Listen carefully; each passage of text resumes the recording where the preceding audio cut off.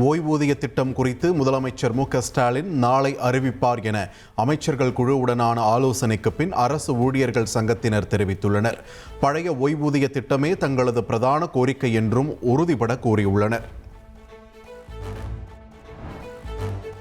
தமிழகம் முழுவதும் 75,000 வாக்குச்சாவடி மையங்களில் நாளை மற்றும் நாளை மறுநாள் வாக்காளர் சிறப்பு முகாம் நடைபெற உள்ளது. வாக்காளர் பட்டியலில் பெயர் சேர்க்க, நீக்க, திருத்தம் செய்ய சிறப்பு முகாம்களை பயன்படுத்திக் கொள்ள வேண்டும் என்று தேர்தல் ஆணையம் வேண்டுகோள் விடுத்துள்ளது. கோவை, தேனி, தென்காசி மற்றும் நீலகிரி மாவட்டங்களில் இன்று மழைக்கு வாய்ப்பு. தென்மேற்கு வங்கக்கடலில் நிலவும் வளிமண்டல கீழடுக்கு சுழற்சி காரணமாக மழை பெய்யக்கூடும் என்று வானிலை ஆய்வு மையம் தெரிவித்துள்ளது.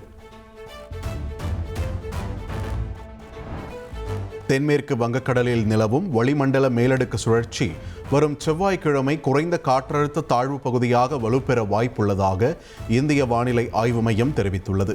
இதன் காரணமாக டெல்டா மற்றும் தென் மாவட்டங்களில் அடுத்த வாரத்தில் மழை பெய்ய வாய்ப்புள்ளதாகவும் தெரிவிக்கப்பட்டுள்ளது. பிப்ரவரி 1ஆம் தேதி முதல் புதிய கார், ஜீப், வேன்களின் ஃபாஸ்டேகுகளுக்கு KYV கிடையாது தேசிய நெடுஞ்சாலைகள் ஆணையம் அறிவித்துள்ளது. ஆபரண தங்கம் விலை சவரனுக்கு 1120 ரூபாய் உயர்ந்து சவரன் 1,640 ரூபாய்க்கு விற்பனையாகிறது. 1 கிராம் ஆபரண தங்கம் 12,580 ரூபாய்க்கு விற்பனையாகிறது.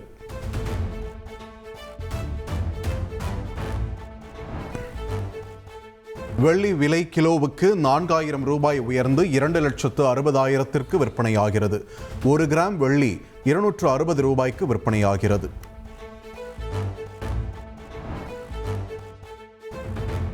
கொடைக்கானல் வரும் வாகனங்களுக்கு நுழைவு சுங்க கட்டணம் உயர்த்தப்பட்டுள்ளது. பேருந்துகளுக்கான கட்டணம் 250 ரூபாயாக இருந்த நிலையில் 300 ரூபாயாகவும், வேன்களுக்கான கட்டணம் 100 ரூபாயாகவும் அதிகரித்துள்ளது. பயங்கரவாதத்தை ஆதரிக்கும் நாட்டுடன் நல்லுறவு, நதிநீர் பகிர்வை எதிர்பார்க்க கூடாது என்று மத்திய வெளியுறவு அமைச்சர் ஜெய்சங்கர் தெரிவித்துள்ளார். சென்னை IITயில் நடைபெற்ற நிகழ்ச்சியில் பேசிய அவர், அருணாச்சல பிரதேசம் இந்தியாவின் ஒரு அங்கமாக எப்போதும் இருக்கும் என்று கூறினார். ராம்ஜி திட்டம் கிராமப்புறங்களில் தண்ணீர் பாதுகாப்பை உறுதி செய்கிறது என்று மத்திய இணையமைச்சர் எல். முருகன் தெரிவித்துள்ளார். இத்திட்டம் குறித்து முதல்வருடன் நேரடி விவாதத்திற்கு தயார் என்றும் அவர் கூறியுள்ளார். மதிமுக பொதுச் செயலாளர் வைகோவின் சமத்துவ நடைப்பயணத்தை திருச்சியில் முதலமைச்சர் மு.க.ஸ்டாலின் துவக்கி வைத்தார். திருச்சியில் இருந்து மதுரை வரை வைகோ நடைப்பயணம் மேற்கொள்கிறார். போதைப்பொருள் பழக்கத்தை இளைஞர்கள் கைவிட வேண்டும் என முதல்வர் ஸ்டாலின் கேட்டுக் கொண்டுள்ளார். போதைப் பொருட்களை ஒழிப்பது சமூகத்தின் கூட்டு பொறுப்பு என்றும் அவர் தெரிவித்துள்ளார். சாதி மதத்தின் பெயரால் மோதல்களை உருவாக்க சிலர் துடிப்பதாக மதிமுக பொதுச் செயலாளர் வைகோ விமர்சித்துள்ளார். தமிழ்நாட்டில் சாதி சமய மத பூசல்களுக்கு இடமில்லை என்றும் திட்டவட்டமாக கூறினார். திராவிடம் என்பது தமிழ் தேசியத்திற்கு எதிரானது அல்ல என்று விடுதலை சிறுத்தைகள் கட்சித் தலைவர் தொல் திருமாவளவன் தெரிவித்துள்ளார். ஒரு சிலர் முகமூடிகளை அணிந்து கொண்டு நமக்கு எதிரான திரிபுவாத அரசியலை பேசிக் கொண்டிருப்பதாகவும் அவர் விமர்சித்துள்ளார். வைகோவின் நடைப்பயண தொடக்க விழாவில் பங்கேற்காத காங்கிரஸ் மாநில தலைவர் செல்வ பெருந்தகை, பிற கூட்டணி கட்சி தலைவர்கள் பங்கேற்ற நிலையில் காங்கிரஸ் சார்பில் யாரும் பங்கேற்கவில்லை. தமிழ்நாடு காங்கிரஸ் கமிட்டி ஒரு சிலரின் சுயநலத்தால் அழிவு பாதையில் செல்வதாக அக்கட்சியின் MP ஜோதிமணி ஆதங்கத்தை வெளிப்படுத்தியுள்ளார். மக்கள் பிரச்சனையை பேசாமல் கூட்டல் கழித்தல் செய்கின்றனர் என்றும் கட்சி நிர்வாகிகளை அவர் மறைமுகமாக சாடியுள்ளார். திருப்பரங்குன்றம் மலையில் மேற்பார்வை பணிக்கு நியமிக்கப்பட்டுள்ள காவலர்களை திரும்ப பெற கோரிய வழக்கில் மதுரை காவல் ஆணையர், கோவில் நிர்வாகம் பதில் மனு தாக்கல் செய்ய உத்தரவிடப்பட்டுள்ளது. திருப்பரங்குன்றம் மலையில் காவல்துறையினர் இருக்கக்கூடாது என்பது ஏற்கத்தக்கதல்ல என்றும் மெட்ராஸ் உயர்நீதிமன்ற மதுரை அமர்வு கருத்து தெரிவித்துள்ளது. சென்னை மெட்ரோ ரயிலில் கடந்த ஆண்டுகளில் இல்லாத அளவுக்கு 2025ஆம் ஆண்டில் 11.19 கோடி பேர் பயணித்துள்ளனர். 2015ஆம் ஆண்டில் இருந்து இதுவரை 46.73 கோடி பேர் பயணம் மேற்கொண்டதாகவும் மெட்ரோ ரயில் நிர்வாகம் தெரிவித்துள்ளது. கீழ்ப்பாக்கத்தில் உள்ள சென்னை மாநகராட்சி ஆணையர் குமரகுருபரனின் வீட்டை முற்றுகையிட முயன்ற தூய்மை பணியாளர்களால் பரபரப்பு ஏற்பட்டது. தூய்மை பணியாளர்கள் காவலர்களிடையே தள்ளுமுள்ளு ஏற்பட்டதால் பதற்றமான சூழல் நிலவியது.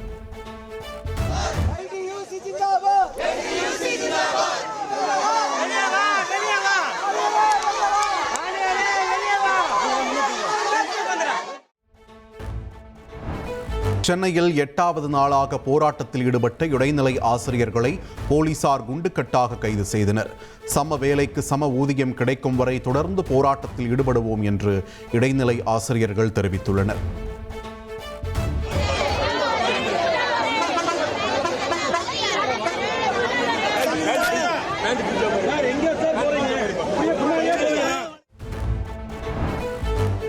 மெரினா கடற்கரை மக்கள் ரசிக்கத்தானே தவிர அதனை ஷாப்பிங் மாலாக மாற்ற முடியாது என்று சென்னை உயர்நீதிமன்றம் திட்டவட்டமாக தெரிவித்துள்ளது. கடற்கரையில் உணவுப் பொருட்கள், பொம்மைகள், ஃபேன்சி பொருட்கள் விற்கும் கடைகள் தவிர வேறு எந்த கடைகளையும் அமைக்கக்கூடாது என்றும் உத்தரவிட்டுள்ளது. நெடுந்தீவு அருகே மீன்பிடித்துக் கொண்டிருந்த புதுச்சேரியைச் சேர்ந்த 11 மீனவர்கள் துப்பாக்கி முனையில் இலங்கை கடற்படையினரால் கைது செய்யப்பட்டனர். எல்லை தாண்டியதாக கூறி மீனவர்களின் படகையும் சிறைப்பிடித்தது அதிர்ச்சியை ஏற்படுத்தியுள்ளது. ஆம்ஸ்ட்ராங் கொலை வழக்கில் கைதான பொன்னை பாலு, புதூர் அப்பு தரப்பினர் புழல் சிறைக்குள் மோதிக்கொண்டதால் பரபரப்பு ஏற்பட்டது. தாக்குதலை தடுக்க வந்த சிறை அலுவலர் திருநாவுக்கரசு என்பவர் இதில் காயமடைந்தார். விஜயின் ஜனநாயகன் படத்திற்கு தணிக்கை சான்றிதழ் கிடைப்பதில் சிக்கல் ஏற்பட்டுள்ளதாக தகவல் வெளியாகியுள்ளது. கடந்த 19ஆம் தேதி தணிக்கைக்கு அனுப்பப்பட்ட நிலையில் தணிக்கை குழு சில காட்சிகளில் மாற்றம் செய்ய அறிவுறுத்தியுள்ளதாக கூறப்படுகிறது. பராசக்தி படத்துக்கு தடை விதிக்க சென்னை உயர்நீதிமன்றம் மறுப்பு தெரிவித்துள்ளது. தனது கதையை திருடி பராசக்தி படம் எடுக்கப்பட்டதாக உதவி இயக்குனர் ராஜேந்திரன் என்பவர் வழக்கு தொடர்ந்த நிலையில் மனு தள்ளுபடி செய்யப்பட்டுள்ளது. விருதுநகர் மாவட்டம் மேட்டுப்பட்டியில் சட்டவிரோதமாக கருந்தெறி தயாரித்த போது மின்சாரம் தாக்கி 2 வடமாநில தொழிலாளர்கள் உயிரிழந்தனர். விவசாய நிலத்தில் திரி தயாரித்த போது சம்பவம் நிகழ்ந்த நிலையில் போலீசார் விசாரணை மேற்கொண்டு வருகின்றனர். தென்காசியில் பெய்த தொடர் கனமழையால் பழைய குற்றால அருவியில் கடும் வெள்ளப்பெருக்கு ஏற்பட்டது. அருவி பகுதியில் உள்ள தடுப்புகள் உடைமாற்றும் அறை சேதமடைந்தது.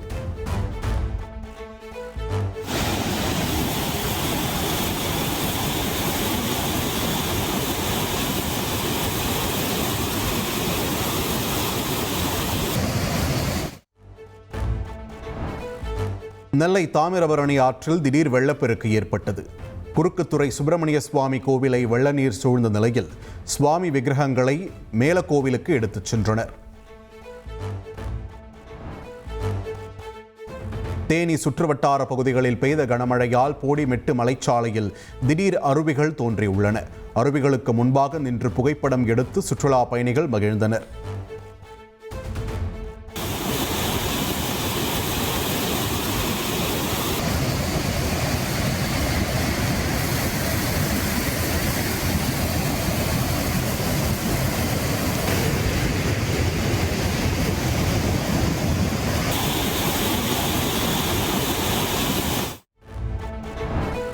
மதுரை அவனியாபுரத்தில் கால்நடைத்துறை சார்பில் ஜல்லிக்கட்டு காளைகளுக்கான தகுதி பரிசோதனை நடைபெற்றது.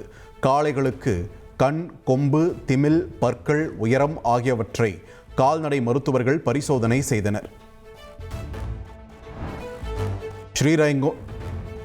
ஸ்ரீரங்கம் வைகுண்ட ஏகாதசி திருவிழாவின் 44ஆம் நாளில் சௌரிக்கொண்டை அலங்காரத்தில் நம்பெருமாள் எழுந்தருளினார். பரமபத வாசல் வழியாக காட்சி அளித்த நம்பெருமாளை ரங்கா ரங்கா கோஷத்துடன் பக்தர்கள் வரவேற்றனர்.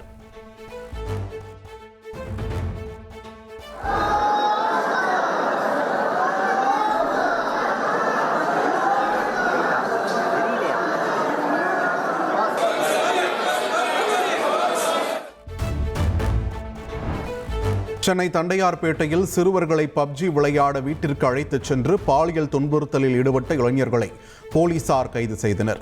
சிறுவர்களை ஆசை காட்டி வீட்டிற்கு அழைத்துச் சென்று ஆபாச படங்களை காண்பித்ததாகவும் விசாரணையில் தகவல். ஹைதராபாத்தில் நிலவும் மோசமான வானிலை காரணமாக 19 விமானங்களை இண்டிகோ நிறுவனம் ரத்து செய்துள்ளது. பயணிகள் அதற்கேற்றவாறு தங்கள் பயணங்களை திட்டமிடுமாறும் அறிவுறுத்தியுள்ளது.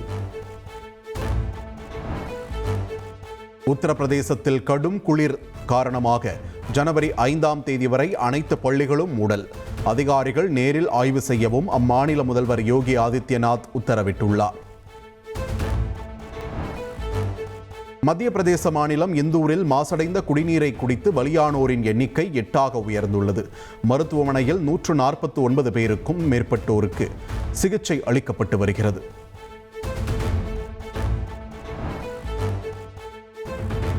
ஈரானில் அரசுக்கு எதிரான போராட்டங்கள் தீவிரமடைந்து வருவதால் பதற்றமான சூழல் தொடர்கிறது. அஸ்னா பகுதியில் காவல் நிலையம் முன்பாக வாகனங்களுக்கு போராட்டக்காரர்கள் தீ வைத்ததால் பரபரப்பு ஏற்பட்டது.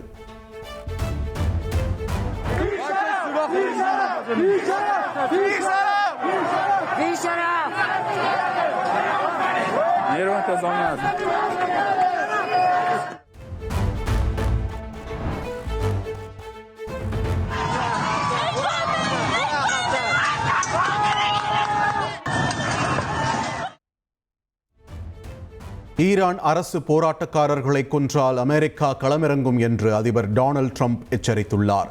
ஈரான் போராட்டக்காரர்களை அமெரிக்கா காக்கும் என்றும் அவர் தெரிவித்துள்ளார்.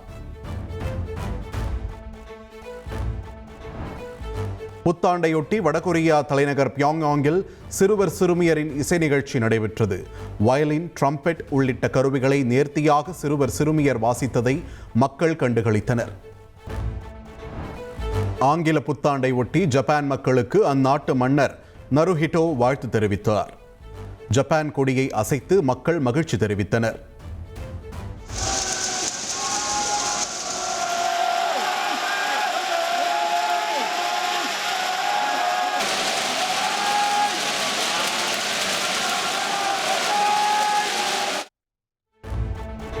ஆண்டின் முதல் கிராண்ட்ஸ்லாம் டென்னிஸ் தொடரான ஆஸ்திரேலிய ஓபனில் அமெரிக்க ஜாம்பவான் Venus Williams wild card entry பெற்றுள்ளார். ஆஸ்திரேலிய ஓபனில் அதிக வயதில் களமிறங்கும் வீராங்கனை என்றும் 45 வயதான வீனஸ் வில்லியம்ஸ் சாதனை படைக்க உள்ளார்.